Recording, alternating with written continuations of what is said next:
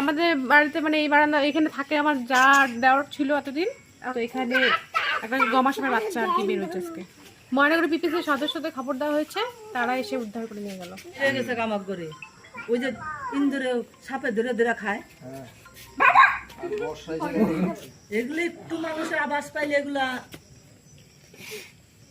অমনে ই করবো, এগুলো দারুণ।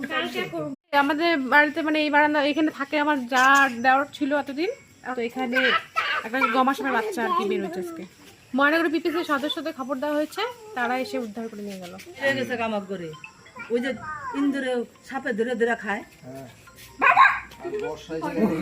এগুলো একটু মানুষের আবাস পাইলে এগুলা অমনে ই করবো, এগুলো দারুণ।